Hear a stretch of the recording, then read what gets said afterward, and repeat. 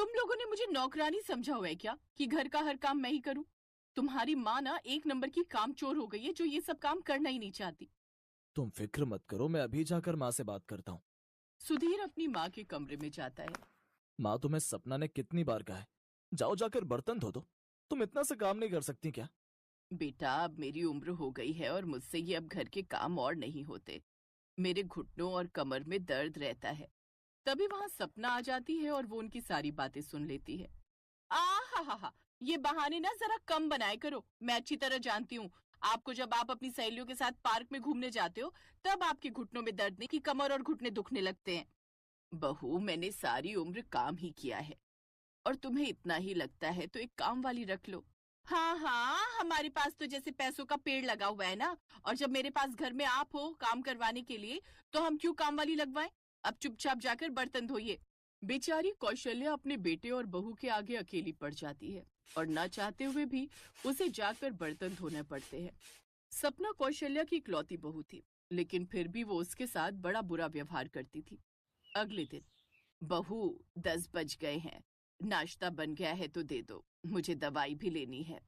सपना रसोई से चिल्लाती है। हाँ हाँ, ला रही हूँ। इस बुढ़िया से ना 2 मिनट का सब्र भी नहीं होता। ये लो नाश्ता। लेकिन बहू, ये तो सिर्फ सूखी रोटी है, सब्जी कहाँ है? इस सूखी रोटी को मैं कैसे खाऊं? आपको ये सूखी रोटी नसीब हो रही है ना, वही काफी है। मैंने सब्जी बनाई थी लेकिन वो सुधीर जी ऑफिस ले गए। और चटनी का तो अभी नाम भी मत लेना। जानती है ना टमाटर क्या भाव चल रहे हैं। बहू, थोड़ी सी चाय ही दे दे, उसी में डुबो कर खा लूंगी। उफ, इस बुढ़िया ने भी नाक में दम कर रखा है। ठीक है, लाती हूँ। 2 रोटी भी चैन से नहीं खाई जा रही इनसे। सपना गुस्से में रसोई में जाती है और चाय बनाती है, लेकिन उसमें पेट खराब होने वाली दवाई मिला देती है। बड़ा शौक है ना बुढ़िया को चाय पीने का। अब ऐसा हाल करूंगी कि दोबारा वो चाय मांगेगी नहीं। सपना अपनी सास को ले जाकर चाय दे देती है, जिसे पीते ही उसके पेट में तेज दर्द होने लगता है। आ, आ, ये मेरे पेट में दर्द क्यों हो रहा है? ये देख सपना मन ही मन मुस्कुराती है, फिर कहती है, लो, इस बुढ़िया का फिर ड्रामा शुरू हो गया। मैं अच्छे से जानती हूँ खाने के बाद बर्तन ना धोने का नाटक है ये, लेकिन आज कोई बहाना नहीं चलेगा। चलो जाओ और जाकर बर्तन धो दो। अब मैं अपने कमरे में जा रही हूँ आराम करने। कौशल्या अपनी बहू के आगे कुछ नहीं कह पाती, जिसके बाद वो बर्तन धोने लगती है। फिर कुछ देर बाद सपना उसे सामान की लिस्ट देते हुए कहती है, अच्छा चलो जाओ और जाकर मनोहर काका की दुकान से राशन ले आओ। लेकिन बहू, मैं अकेले ये सब सामान कैसे लेकर आऊंगी? ऊपर से मेरे पेट में भी दर्द है। ऐसा कर, तू सुधीर को फोन कर दे, वो ऑफिस से आते वक्त ले आएगा। वाह माँ जी, वो बेचारे सारा दिन वहां पर मेहनत करते हैं और आप चाहती हो मैं उनसे बोलूं? आपको तो ना बस काम से बचने का बहाना चाहिए। अब आप जल्दी से जाइए और राशन लाइए, फिर मुझे खाना भी बनाना है। कौशल्या कोई कलेश नहीं चाहती थी, इसलिए वो राशन लाने किराने की दुकान पर चली जाती है। लेकिन जब किराने वाला वो सब लिस्ट के हिसाब से राशन तौलता है तो कौशल्या को देखकर कहता है, क्या आप इतना सब सामान अकेले ले जाएंगी?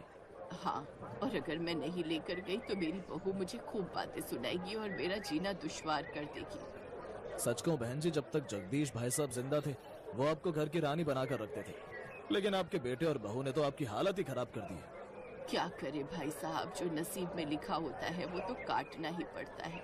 फिर कौशल्या सारा सामान लेकर घर की ओर चल पड़ती है, लेकिन कुछ दूरी पर चलते ही उसका बैलेंस बिगड़ जाता है और वो जमीन पर गिर पड़ती है और उसके घुटने पर चोट लग जाती है। फिर पड़ोस की एक औरत उसको सहारा देती है और उसे उसके घर तक पहुंचा कर आती है।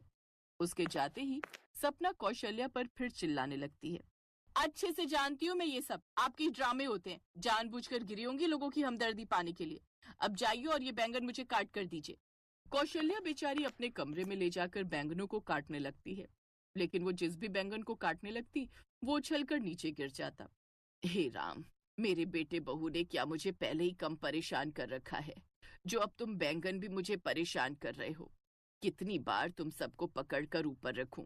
अम्मा, तुम परेशान ना हो, हम तुम्हें दुख देने नहीं बल्कि तुम्हारे दुख दूर करने आए हैं। हैं? ये क्या चमत्कार है?